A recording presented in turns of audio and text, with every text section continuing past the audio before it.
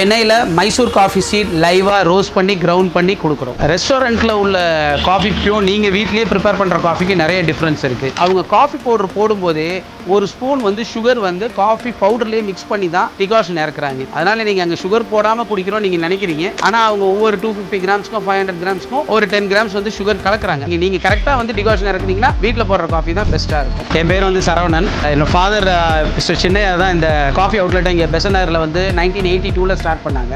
ஒரு 45 இயர்ஸாக நமக்கு இதில் எக்ஸ்பீரியன்ஸ் இருக்குது. காஃபி வந்து பிளான்டேஷன் பீபரின்னு இருக்குது ஒரு வெரைட்டி, ஃபர்ஸ்ட் வெரைட்டி அதுதான். பிளான்டேஷன் ஏன்னு செகண்ட் வெரைட்டி இருக்குது. ஃப்ளேவர் நல்லா வேணுமா ஸ்ட்ராங் வேணுமான்றதுக்கு இந்த மாதிரி நீங்கள் மிக்ஸ் பண்ணிக்கலாம். நிறைய பேர் வந்து என்ன கேட்குறது என்னன்னா காஃபி பவுடர் கெட்டு போகுமான்னு கேட்குறாங்க. ஸோ காஃபி பவுடர் கெட்டு போகிற பொருள் கிடையாது. ஒரு 1 மந்த்க்குள்ளே நீங்கள் யூஸ் பண்ணிங்கன்னா உங்களுக்கு நல்லா இருக்கும். அதுக்கப்புறம் யூஸ் பண்ணும்போது ஒரு 10% 20% உங்களுக்கு அதோடைய குவாலிட்டி கொஞ்சம் குறைஞ்சிக்கிட்டே வரும். ஆனால் கெட்டு போகிறதுக்கு சான்ஸ் கிடையாது. ஒரு 1/2 கிலோ வாங்கி ஒரு 20 days வரையும் யூஸ் பண்ணிங்கன்னா உங்களுக்கு காஃபி பவுடர் நல்லா இருக்குன்றது என்னோட சஜஷன். மல்டி பிராண்டட் ஐட்டம்ஸ்லாம் நிறைய பேர் வாங்குறாங்க.